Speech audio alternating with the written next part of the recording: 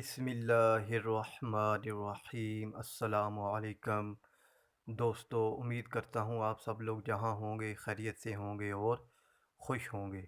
आज जो मैं आपके लिए टॉपिक लेकर आया हूँ वो है स्टेयर के स्लोप कैलकुलेशन। कि जो हमारे पास स्टेयर्स होती हैं उनका स्लोप, उनका एंगल या जो होती है उनकी पिच, वो हम लोग किस तरह कैलकुलेट करते हैं। तो इस वीडियो में हमने देखना है कि हमारे पास रेजिडेंशियल जो बिल्डिंग्स होती हैं उनके लिए हमें स्लोप कितना होना चाहिए, उसमें जो स्टेयर यूज़ होती हैं, फिर पब्लिक बिल्डिंग्स का स्लोप और इंडस्ट्रियल बिल्डिंग्स में जो स्टेयर यूज़ होती हैं उनका कितना स्लोप होना चाहिए। तो चलें आज की वीडियो शुरू करते हैं। तो जो फर्स्ट वन है हमारे पास वो ये है कि हमारे पास जो स्लोप या एंगल या पिच ये एक ही चीज़ होती है। ड्राइंग में बाज़ का स्लोप लिखा होता है या एंगल लिखा होता है या पिच लिखा होता है, तो ये एक ही चीज़ होती है। तो इसका निकालने का सिम फार्मूला जो है वो भी हमारे पास सेम ही है। यानी इसमें हम लोग tan theta equal to riser over tread use करते हैं। या तो दूसरा तरीका आप जो अगर दूसरी तरह इसको देखें तो tan थीटा हमारे पास किसके बराबर होता है, परपेंडिकुलर अवर बेस। ये ट्रिग्नोमेट्रिक का फंक्शन है कि tan थीटा हमारे पास परपेंडिकुलर अवर बेस के बराबर होता है।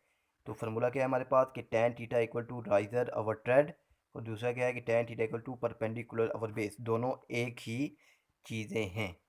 तो देखते हैं हमारे पास कि अब जो है हमारे पास ये जो हमारे पास होता है राइज़र, बेसिकली वो क्या होता है, हमारे पास परपेंडिकुलर होता है। और जो होता है हमारे पास ट्रेड जिसके ऊपर हम अपना पाँव रखते हैं वो हमारे पास बेस होती है। और ये जो इन दोनों के ओपोजिट जो साइड होती है ये हमारे पास हाइपोटेन्यूज होती है। और ये हमारे पास से पैथागोरस जो थ्योरम होता है ये बेसिकली ये जो होती है ट्रायंगल, ये उसमें भी यूज़ होती है।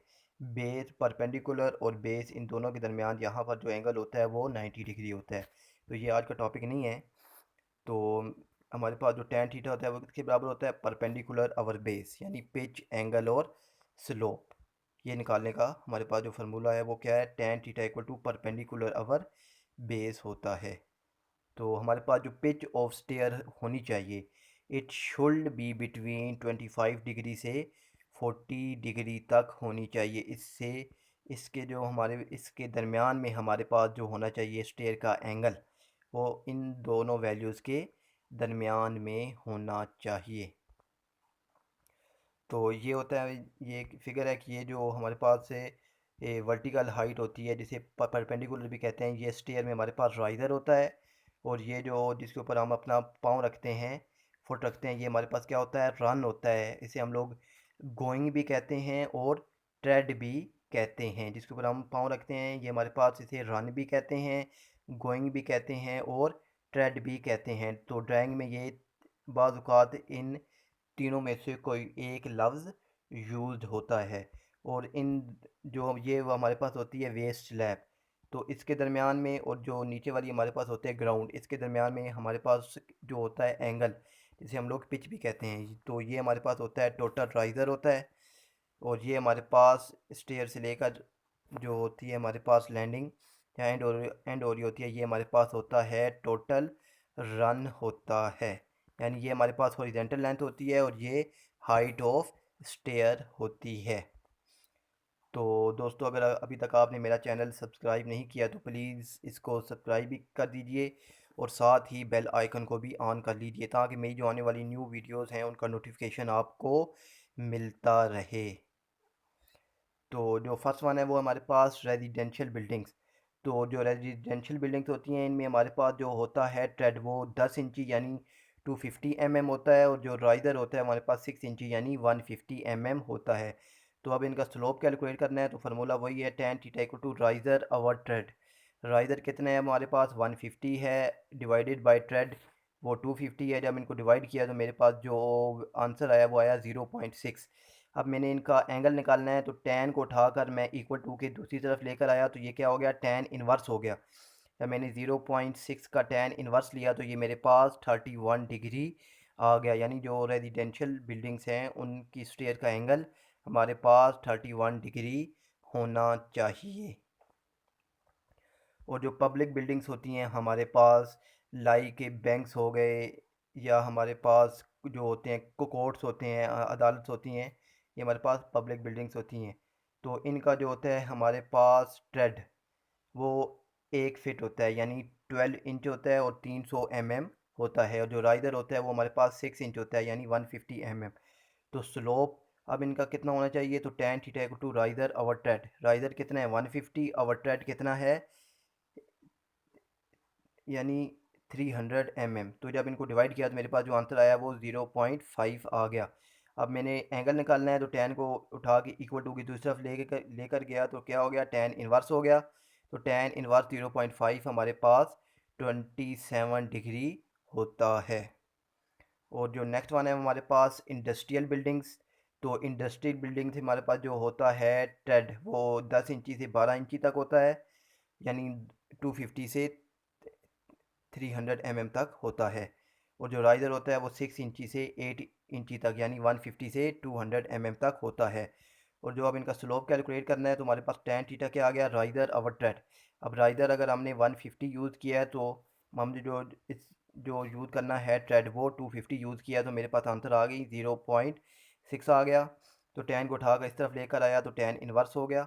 जब tan इन्वर्स लिया मैंने 0.6 का, तो ये मेरे पास 31 डिग्री हो गया।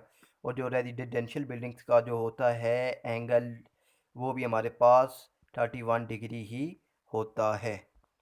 तो नेक्स्ट वन है हमारे पास वही इंडस्ट्रियल बिल्डिंग्स। अगर आप लोग 12 इंची और 8 इंची यूज़ करते हैं, तो फिर स्लोप कितना होना चाहिए हमारे पास, जो है हमारे पास राइज़र आवर ट्रेड।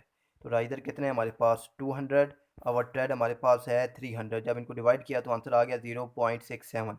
जब इसका मैंने tan इन्वर्स लिया तो मेरे पास आंसर आ गया 34 डिग्री आ गया। यानी इंडस्ट्रियल बिल्डिंग जो है हमारे पास, इसका जो एंगल है हमारे पास, वो 31 डिग्री से लेकर 34 डिग्री तक होना चाहिए। हमारी इंडस्ट्रियल जो बिल्डिंग्स होती हैं इनका हमारे पास स्लोप इतना होना चाहिए। और नेक्स्ट वन है कि हमारे पास if total height and total length of the stair is given. तो बात का ड्राइंग पे ऐसा होता है कि वो हमें टोटल हाइट दे देता है और टोटल लेंथ दे देता है, तो कहता है कि आपने स्लोप खुद ही कैलकुलेट करना है। तो इसका स्लोप किस तरह कैलकुलेट होगा, वही tan थीटा हमारे पास किसके बराबर आ जाएगा, टोटल हाइट अवर टोटल लेंथ के बराबर आ जाएगा। तो हमारे पास जो होती है टोटल हाइट, वो ये होती है, यानी एफ से लेकर जो जो हमारे पास जो होता है रूफ़ का टॉप, ये हमारे पास क्या होता है, हमारे पास टोटल हाइट होती है। और जो हमारे पास होता है जहाँ से स्टेज स्टार्ट होती है वहाँ से लेकर लैंडिंग तक, ये हमारे पास क्या होता है, टोटल लेंथ होती है। तो जब मैं डिवाइड इन दोनों को जब डिवाइड टोटल हाइट को और टोटल लेंथ को दोनों को जब डिवाइड किया, और जब इनका tan इन्वर्स लिया, तो मेरे पास जो एंगल आएगा बेसिकली वही मेरे पास इस स्टेयर का एंगल होगा। तो दोस्तों, don't forget to like and share my videos and also subscribe my channel learn civil engineering and mathematics, and also press bell icon for upcoming more updates. Thanks for watching. अल्लाह हाफिज़।